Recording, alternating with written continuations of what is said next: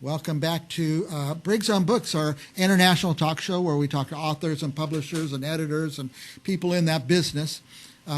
We have been talking to people today from Sweden, from Italy, two authors who didn't even know each other from Georgia and one from Florida. And so much exciting activity going on out there. Our next guest is from Redlands, California. I hope it's all right if I just told everybody where you live. Stephanie Clemens. By the way, I think I said this last time you were on the show too, but congratulations for getting several books out. I mean, it's so many people write books and never get to that step, and you did several times. So, and I know sometimes that's the hardest part is once it's done, getting it published and out there. So, congratulations, Stephanie. Thank you. By the way, I have a book here, a book cover. Maybe this is your latest. Is it Stripped Away? Yes, that is my latest book. It's currently available in a Kickstarter campaign right now, and it is a high fantasy with a friends to lovers romance subplot. Now, I'm going to try to zoom in on this cover. I know you can't see what we're doing, but there's something very special about the cover. You kind of look into another land or another realm or something? That's the kind of castle where the evil king resides right now. Here's my zoom. And kind of around it, you'll see different magic. The book has elemental magic in it, so that's what that's supposed to represent. Very good. It's just beautiful. It really, I mean, I'm one who's always looking for my next book, and a lot of times the cover really helps. It's the first line of marketing. Yeah, there you go. See if I can figure out how to zoom back out now, because it was worth the effort to look at that cover. Stripped Away. Now, is this a realm you've created? It is. It is a realm where I took a little bit of key clues from Richard III, and the current king has usurped the throne by killing off his brother's family and potentially hiding his brother's sons in a tower, and one escapes. And his whole thing is he wants magic, and currently only women possess magic. So he is taking it away from them against their will. In ceremonies magic that I call the quickening. Yeah. Is there some romance in this book? There is romance nice. Between the main character, Kanara, and one of the people that she met while she was in hiding, trying to stay away from the king with her magic before they go on their journey to fix the world. And those of us who studied Richard III, will we see some parallels or many parallels? Just a little bit with the kind of uncle and the fact that there's two sons and the rumors that maybe they escaped, maybe they didn't. Mm-hmm. That's great. That's fun. Who's going to like this book? Who should read it? Let's say it that way. I think if you like elemental magic, high fantasy, and are into women taking control of their lives, figuring out their own value in society, I think you would really, really enjoy this book. Plus, I'm a sucker for a happily ever after, so if you are too, I think this book's for you. Now, would adults would read it? Would teenagers read this? It depends on what parents say. There is some spice towards the end of the book that is on the page, so it's not like erotica or anything like that, but just depends on what you're allowed to read. I would have read it when I was 13, but that was what I was reading. Well, it sounds like a lot of fun. Now, I meant to say this in your introduction, because you're a lot of things. Dog mom, explorer, lawyer. I forget. I was going to memorize all of them and say it. What else? I did social influencing with my dogs. I do photography. And, now an author, trying to make that my full-time gig, get away from all the other stuff. Yeah. Wouldn't that be great? Other than dog mom, like I'm never giving that up. Never giving up dog mom. You love writing, I could tell just talking to you. What kind of discipline do you have? What's your routine? I tend to, because I work full-time and more than full-time, I tend to try to write every evening between 8 p.m. and midnight or whenever I fall asleep. Doesn't always happen. Like last night it didn't. But it is a goal of mine. get about somewhere between 1,000 and 3,000 words a day if I Wow, can. that's a lot. Um, but I use Scrivener to write, and so I have it on my phone. So if I'm out and about and I have a down moment and I can get in that creative mindset, I'll write standing in line at Disneyland or Now, waiting for when you parade. do it on your phone, is it text spoken or are you No, I typing? type it. Wow.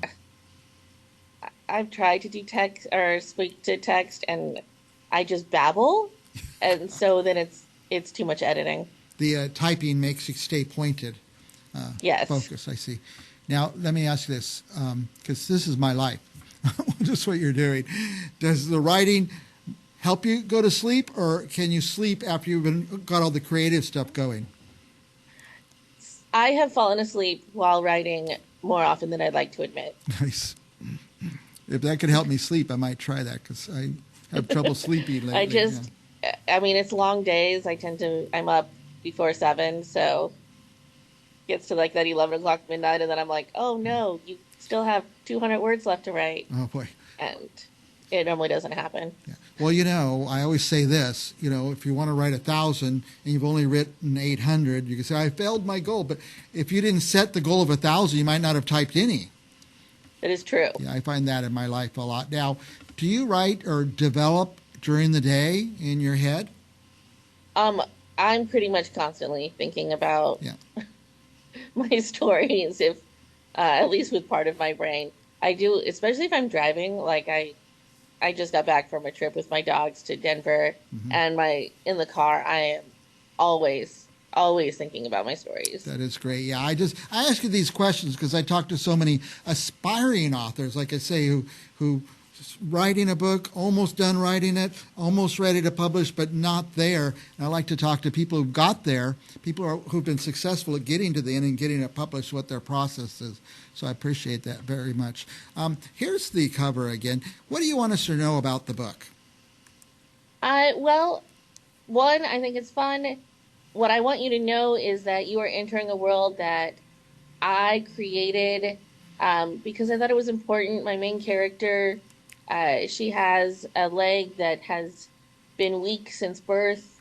And so a lot of the book is her struggling with her own competence and whether or not she's going to be a burden to those around her, or when Hmm. things get tense, she's not going to be able to pull her own weight. And she has a twin sister that's the opposite of her, Mm. just like strong and always looking out for her. And so there's tension between her and her sister. There's also uh, some queer representation in the book with a subplot romance that goes along those lines. And then it's really feminist. I started writing it after Roe v. Wade was overturned Hmm. because I might have been a little angry. Yeah, a little angry. Now, will we see other books in this same realm from you? No, this happens to be a standalone, Okay. uh, one and done. It has a great happily ever after ending, and just I tied it all. I think I tied it all up. Yeah. So fantasy, mystery, romance, all in one book. Feminism, messages to Yes. young girls in there to be strong, and et cetera, et cetera. By the way, Stephanie, I have your web address on the screen, Stephanie K. Clemens. I get it now. StephanieKClemens.com. What would our guests find if they go to that website? Oh, yeah, and I want to talk about the, what do you call GoFundMe? What was About the, so on my website they'll find all the books that I have up and the ones that I'm planning on publishing.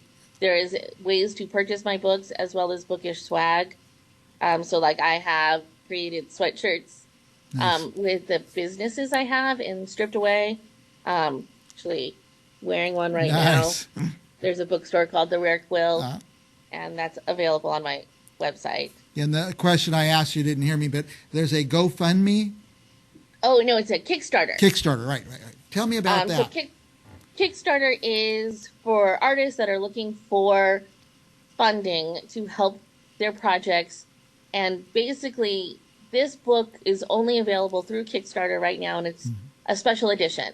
So the cover that you guys are seeing is available through Kickstarter through March 5th. And you pledge, and once my campaign has actually already funded. So in March 5th, like any money that you decided to put towards the campaign would be withdrawn. And I'm hoping by the end of May to get everything sent out. I've already actually ordered most everything except for the books. And it's a special edition hardback cover. So underneath what you're seeing, I have a foiled cover. There's going to be color art inside, including a map, some scenes from the book, and I have special chapter headings and page breaks that are just for this version of the book. Um, and then once it's available on Amazon, probably April sometime, it's going to not have all those nice things Ah. So with a different cover. could you say it this way? It's just like kind of pre-purchasing the book, but you get a more special version of it? That's exactly what it is. It's basically like pre-ordering the book. Because it is a special edition, it is a little more expensive Yeah. just because I'm putting so much more into it. And you actually have the ability to get all the art um, and other items as well. Like I have a special tea that's in this book that you can get as part of a book box because Oh, we love fun. our Kickstarter pledgers Yeah, and that's we try to great. do nice things to make them feel like they're being rewarded for backing us early on. And so, just because this is new to me, you do this to help you get the funding to get the book published. Yes, so you're not starting off investing thousands of Yeah, dollars and getting just low royalties from Amazon yeah, or wherever. wherever. I get that now. This is fascinating. I'm glad I asked you about that. I could talk to you all day, Stephanie, because you're fascinating. We're out of time, though. Any last thoughts? Anything else you want our viewers to know? Just I, if you have any questions, feel free to reach out to me. You can contact me through my website as well as through the Kickstarter campaign. Um, I'm hoping that you find my work and you end up loving it. And I'm a indie author, and so I love talking to the people that read my That's good for books. you. Good for you. I like your attitude on everything, Stephanie. I really appreciate you. And for our viewers, stay tuned for another author right after this. But for now, I'm going to leave this on the screen. Some artwork Stephanie sent in to us, Stephanie K. Clemens. We'll be back with more right after this.